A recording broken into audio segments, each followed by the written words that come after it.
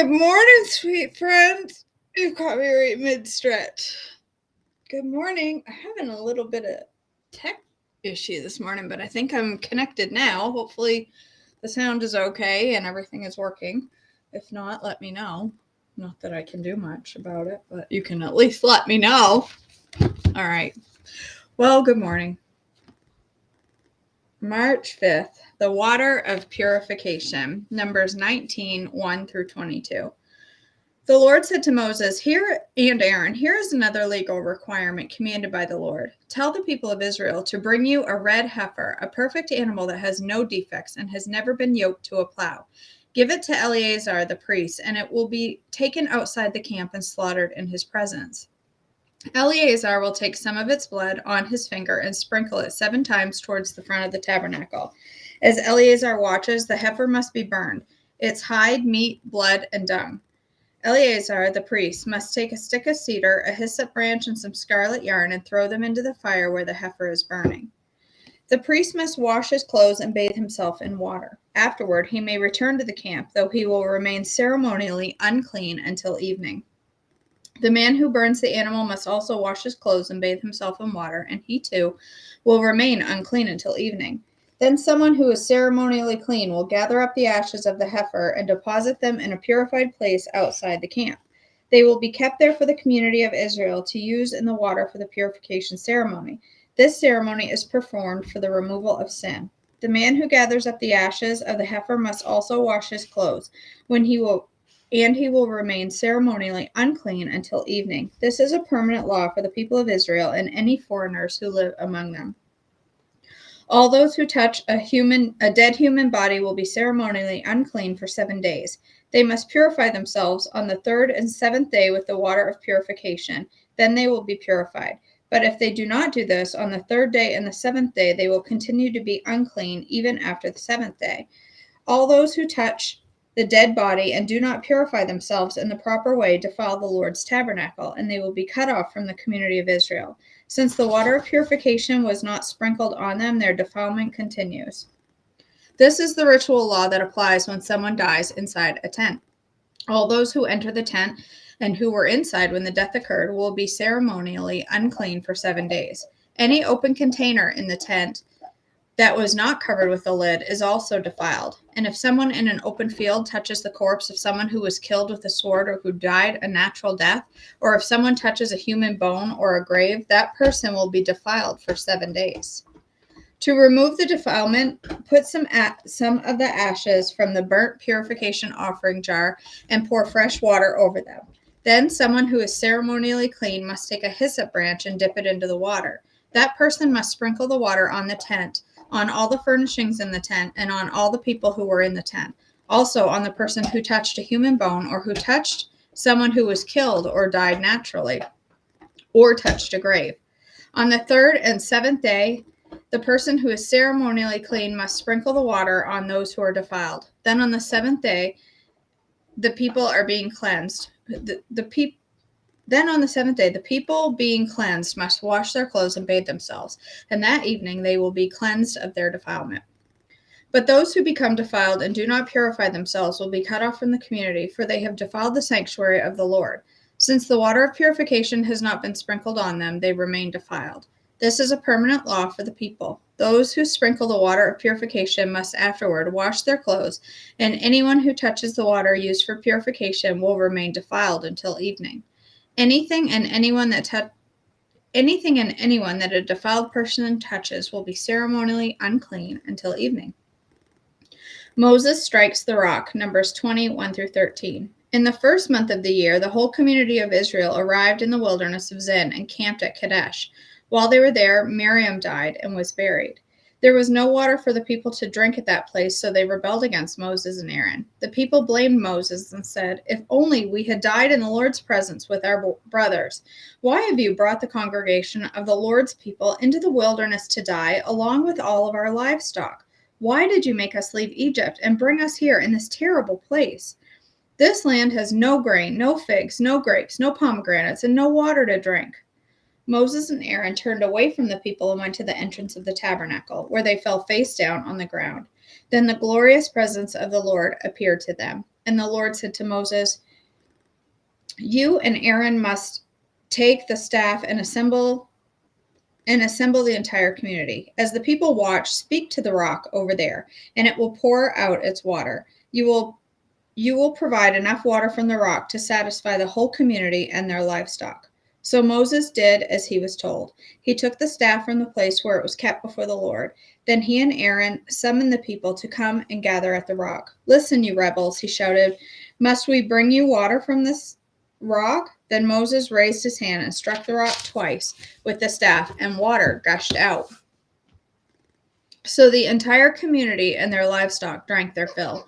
But the Lord said to Moses and Aaron, "Because you did not trust me enough to demonstrate my holiness to the people of Israel, you will not lead them into the land I am giving them." This place was known as the waters of Meribah, which means arguing, because there the people of Israel argued with the Lord, and there he demonstrated his holiness among them. Edom refuses Israel's passage, Numbers 20:14 through 21. While Moses was at Kadesh, he sent ambassadors to the king of Edom with this message. "This is what your relatives, the people of Israel, say. You know all the hardships we have been through. Our ancestors went down to Egypt, and we lived there a long time. And we and our ancestors were brutally mistreated by the Egyptians. But when we cried out to the Lord, he heard us and sent an angel who brought us out of Egypt. Now we are camped at Kadesh, a town on the border of your land. Please let us travel through your land. We will be careful not to go through your fields and vineyards. We won't even drink water from your wells. We will stay on the king's road and never leave it until we have passed through your territory." But the king of Edom said, "Stay out of my land, or I will meet you with an army." The Israelites answered, "We will stay on the main road. If our livestock drink your water, we will pay for it. Just let us pass through your country. That's all we ask." But the king of Edom said, "Stay out. You may not pass through our land." With that, he mobilized his army and marched out against them with an imposing force. Because Edom refused to allow Israel to pass through their country, Israel was forced to turn around. The death of Aaron, Numbers 20:22 through 29. The whole community of Israel left Kadesh and arrived at Mount Hor. There, on the border of the land of Edom, the Lord said to Moses and Aaron, "The time has come for Aaron to join his ancestors in death. He will not enter the land I am giving the people of Israel, because the two of you rebelled against my instructions concerning the water at Meribah. Now take Aaron and his son Eleazar up Mount Hor. There you will remove Aaron's priestly garments and put them on Eleazar his son. Aaron will die there and join his ancestors." So Moses did as the Lord commanded. The three of them went up Mount Hor together as a whole community watched. At the summit, Moses removed the priestly garments from Aaron and put them on Eleazar, Aaron's son. Then Aaron died there on top of the mountain, and Moses and Eleazar went back down. When the people realized that Aaron had died, all of Israel mourned for him for 30 days. Victory over the Canaanites, Numbers 21:1 through 3. The Canaanite king of Arad, who lived in the Negev, heard that the Israelites were approaching on the road through Atharim. So he attacked the Israelites and took some of them as prisoners. Then the people of Israel made this vow to the Lord: "If you will hand these people over to us, we will completely destroy all their towns."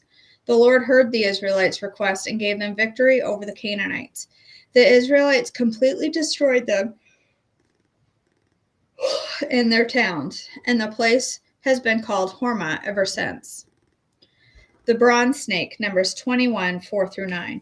Then the people of Israel set out from Mount Hor, taking the road to the Red Sea to go around the land of Edom. But the people grew impatient with the long journey, and they began to speak against God and Moses. "Why have you brought us out of Egypt to die here in the wilderness?" they complained. "There is nothing to eat here and nothing to drink, and we hate this horrible manna. These people are such whiners." So the Lord sent poisonous snakes among the people, and many were bitten and died. Then the people came out to Moses and cried out. I didn't think that was a squeaky when I chucked it. "We have sinned by speaking against the Lord and against you. Pray that the Lord will take away the snakes." So Moses prayed for the people. Then the Lord told him, make a replica of a poisonous snake and attach it to a pole. All who are bitten, Bessie, will live if they simply look at it. So Moses made a snake out of bronze and attached it to a pole. Then anyone who was bitten by a snake could look at the bronze snake and be healed.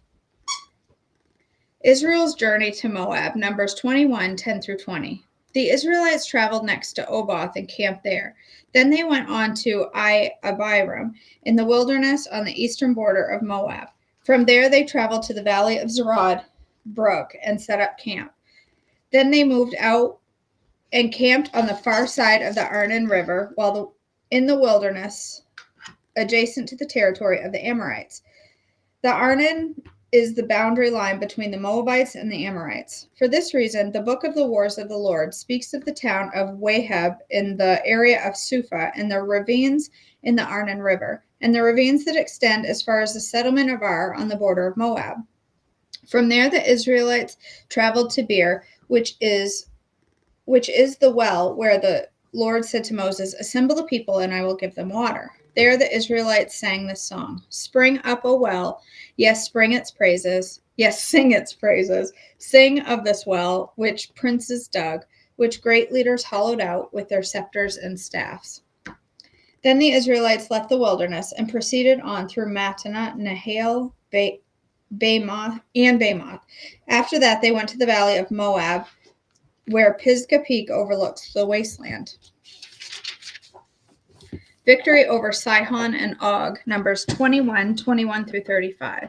The Israelites sent ambassadors to King Sihon of the Amorites with this message. Let us travel through your land. We will be careful not to go through your fields and vineyards. We won't even drink water from your wells. We will stay on the king's road until we have passed through your territory. But King Sihon refused to let them cross his territory. Instead, he mobilized his entire army and attacked Israel in the wilderness, engaging them in a battle at Jahaz. But the Israelites slaughtered them with their swords and occupied their land from the Arnon River to the Jabbok River. They went only as far as the Ammonite border because the boundary of the Ammonites was fortified. So Israel captured all the towns of the Amorites and settled in them, including the city of Heshbon and its surrounding villages. Heshbon had been the capital of King Sihon and the Amorites. He had defeated a former Moabite king and seized all of his land as far as the Arnon River. Therefore, the ancient poets wrote this about him. Come to Heshbon and let it be rebuilt. Let the city of Sihon be restored. A fire flamed forth from Heshbon, a blaze from the city of Sihon. It burned the city of Ar in Moab. It destroyed the rulers of the Arnon Heights. What sorrow awaits you, O people of Moab? You are finished, O worshippers of Chemosh. Chemosh has left his sons as refugees, his daughters as captives of Sihon, the Amorite king. We have utterly destroyed them. From Heshbon to Dibon, we have completely wiped them out, as far away as Nophah and Medeba. So the people of Israel occupied the territory of the Amorites. After Moses sent men to explore the Jazer area, they captured all the towns in the region and drove out the Amorites who lived there. Then they turned and marched up the road to Bashan, but King Og of Bashan and all of his people attacked them at Edrei. The Lord said to Moses, do not be afraid of him, for I have handed him over to you, along with all of his people and his land. Do the same to him as you did to King Sihon of the Amorites, who ruled in Heshbon. And Israel killed King Og, his sons, and all of his subjects. Not a single survivor remained. Then Israel occupied their land. Okay. I'm freezing this morning. I had a smoothie for breakfast, like bright and early. And I have been cold ever since. I can't get warm.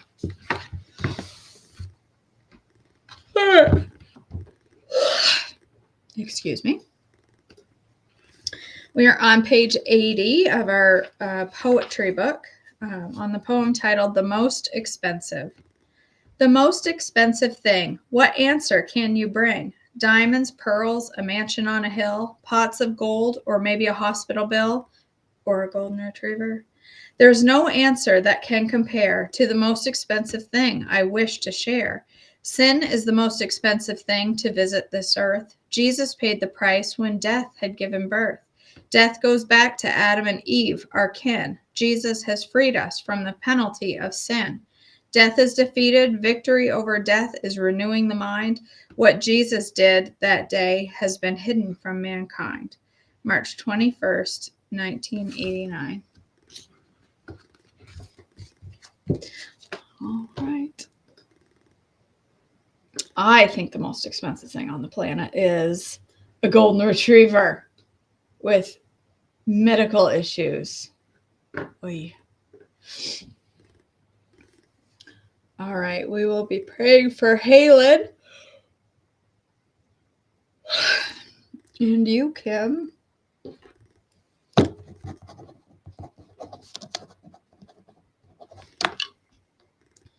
We will be praying for you. Oh, jeepers, I'm cold.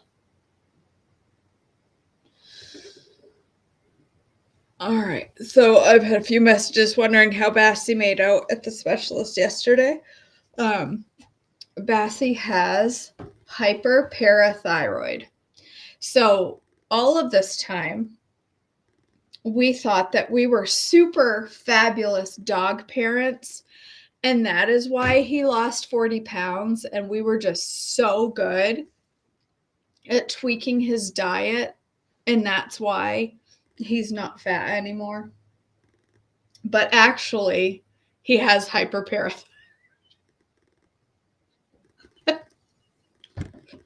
I'm laughing because we have been talking about just like how good of a job we did getting his weight back to where it should be instead of him being overweight. But all along, we didn't really do anything. He just developed a mass on his parathyroid.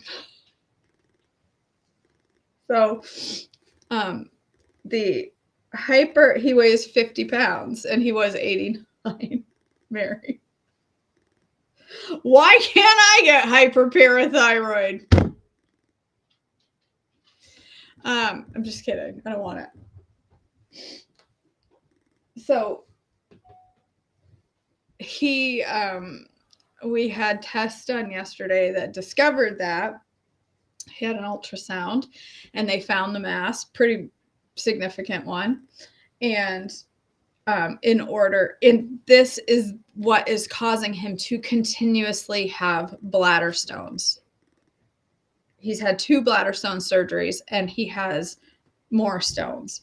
So, but they're not blocking the exit right now. So right now they're not of urgent as long as they don't block. Sometimes a bladder stone, they'll pass, but every now and then if one gets stuck like sideways, they'll back up and then they can't pee and they have to have emergency surgery. So hopefully that does not happen. Hopefully those stones that are in there do pass. But in order for him to stop developing all of these constant bladder stones, he's got to have his thyroid removed. So not only was the weekend stay in the hospital and the tests to diagnose this almost $3,000, but now we get to have parathyroid surgery. So you can all be praying that we will win the lottery, even though we don't play, that there will just be this amazing, miraculous instance of us winning $1 million. Because Bassie is very healthy otherwise, and we can't not do what needs to be done. It's our responsible to take care of him. Yeah, the doctor said he may need thyroid meds, but he may not, because they're not removing his whole thyroid. He has, there's 4 glands to the parathyroid and they're removing 1 lobe. So, yay for dog surgeries. This will be surgery number 5. Yeah, I'm talking to you, golden retriever. I didn't love you so dang much. But what do you do? He counts on us. That's what I keep saying. I know that for some people it wouldn't be something they would do. They wouldn't go into debt for a dog, but I feel like he's healthy and he's happy and he is relying on us to take care of him. And so that's what we're going to do.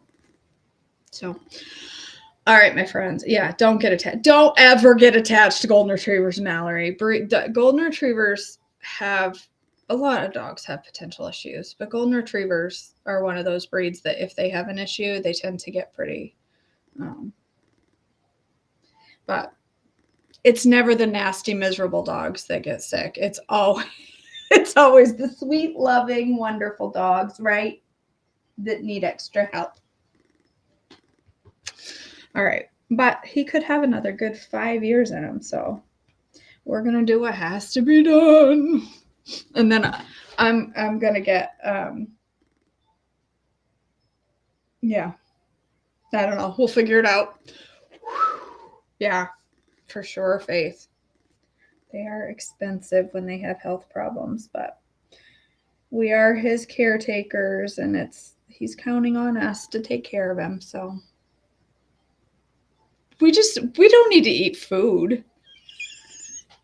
Marin doesn't need to go to college. I mean, it's all right if Marin she doesn't need to go to college, right? Right? All right. Let's go ahead and pray, my friends.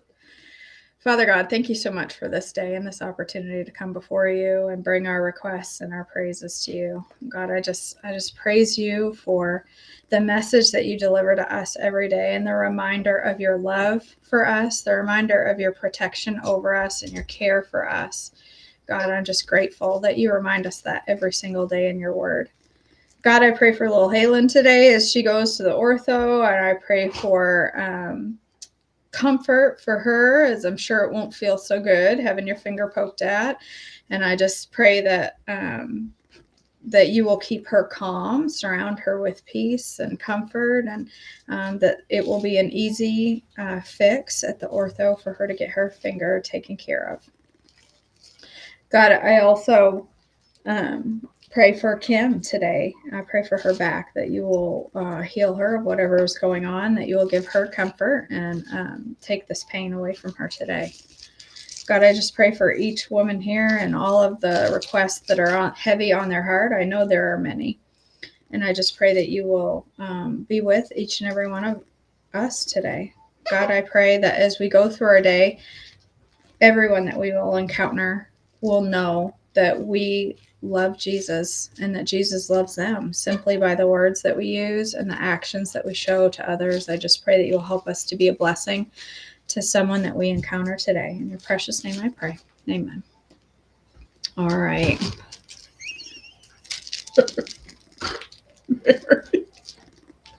She should be all right. She'll figure it out.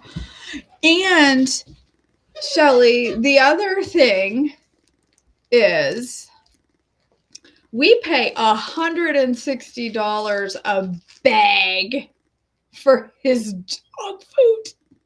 Okay, his dog food is super pricey because it is meant to help with bladder stones. Well, it doesn't, because the reason he has bladder stones is his hyperparathyroid. So had we known this a couple of years ago, we would have saved a lot of money on dog food. He can go back to the cheap junk now and get fat again. That's probably what's going to happen. He's going to get that thyroid out, balloon right back up, but that's okay. It's okay. He's no man. He can be pudgy. All right, my friends, I love you all. Thanks for joining me today. I will not be live for breakfast because I am on my way to buy a car.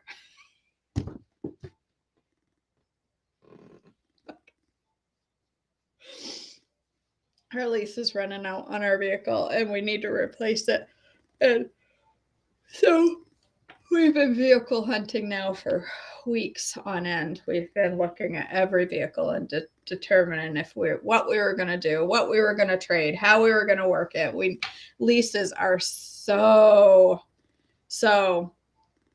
That's what he's on now, Mallory, is Science Diet. But it's the metabolic and urinary one, and it's $160. I laugh every time I say it because dog food for $160 a bag is a little bit obscene. It's obscene that. So we found the vehicle and we've decided we don't think we're going to trade my convertible for now. We think we're going to keep it and it needs some work. And we're going to do the work. And it's a 28-pound bag, Mallory. So we believe, fingers crossed, everybody, we are getting a Honda Odyssey minivan. We're going to trade in our truck and go minivan because Tilson, he's ready. He's going to be 60 this year. He's ready to move on from pickup truck and into minivan. He will not be happy that I said that, but he likes the van. So we're going to go get a Honda, we think. As long as everything goes well this morning. We did all the numbers with him last night, but we have to go in this morning and actually try it out. And pick the one we're going to get. But we think we're going to get an Odyssey. So, all right, my friends. Thank you. Are you serious, Faith? Does he really? You're going to be kidding. All right, you guys. I love you so much. Thank you for joining me today. I will see you back tomorrow for more devotions and hopefully a live breakfast tomorrow too. I love you so much. Have an amazing day.